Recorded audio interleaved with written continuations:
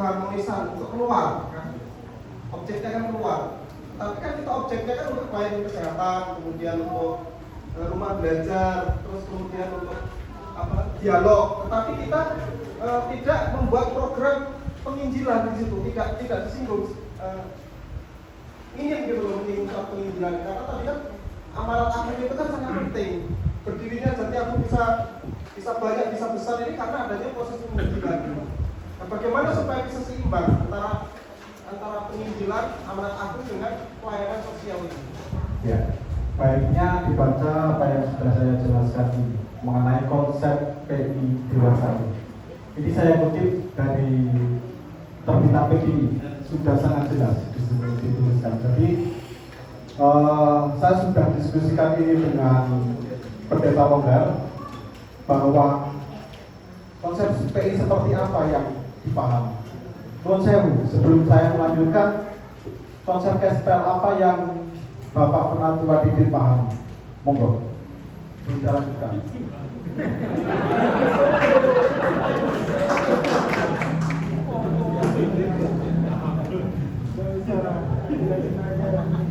Karena nggak bisa dilanjutkan kalau memang berbeda perspektif, gitu. Ya, jadi begini maksudnya Pak Alen. Kalau program ini tadi kan untuk pelayanan umum ya, maksudnya itu untuk pemenangan jiwa gitu.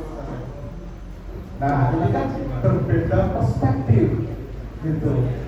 Mau saya lanjutkan juga nggak ketemu, karena perspektifnya nggak sama dengan apa yang saya sampaikan. Gitu. Kalau jenengan sudah sama perspektifnya, kita akan enak memahami cash flow ini. Gitu. Tapi kalau perspektifnya beda, ya kita nggak akan ketemu untuk memahami perspektif di sini. Gitu. Gitu. Jadi itu.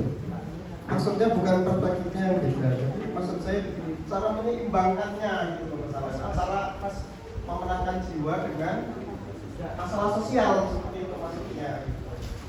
Mungkin ada program-program yang lain gitu misalnya.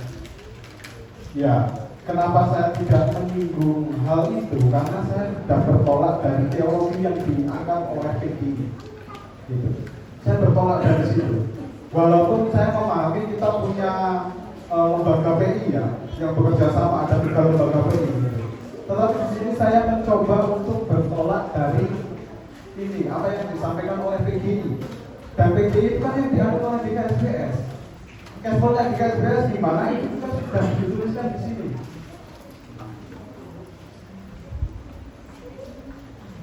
Di bagian awal. Demikian juga dalam buku demikian pada proses pembimbingan dalam berita di Sinode GKSBS terdapat materi kesaksian dan pelayanan. Bagaimana dijelaskan dalam Tata Gereja Sinode GKSBS 2015 bahwa hal yang hendak dicapai adalah calon pendeta mempunyai kepekaan terhadap masalah-masalah sosial dan mampu menganalisis serta mengaplikasikan firman Tuhan pada realitas sosial yang ada di sekitar jemaat. Nah, kalau saya tidak bertolak dari ini, teologi saya akan beda di GKSBS. Gitu. Nah, ini kenapa saya berani menegaskan hal ini? Kita menafsirkan Matius 28 itu pasti berbeda. Pasti berbeda. Gitu. Dan kenapa saya katakan perspektif? Karena saya bertolak dari perspektif tata gereja Sinode GKSBS. Dan ini harus kita pahami. Cara berteologi kita seperti ini. Gitu. Kenapa saya tidak menekankan PI memenangkan jiwa? Di sini juga sudah saya jelaskan mengenai hal itu. Konsep PI dewasa ini. Bagaimana mengapa harus berbagi di sini? Dijelaskan bahwa gereja berada di dalam dunia dan diutus ke dalam dunia, sebab gereja tidak bisa berdampak jika tidak berhubungan dengan dunia sesuai tugas yang telah diberikan Tuhan, yaitu menjadi garam dan terang dunia. Kemudian terus berikutnya, dewasa ini pemahaman dan praktik kabar suci telah menuju ke arah kesaksian sebagai cara sosial. Ini yang jelas. Pengambilan Injil telah menuju.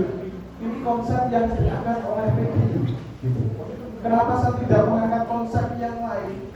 Karena nanti akan berbenturan dengan makalah yang saya kerjakan. Dan ini akan mempersulit saya sendiri.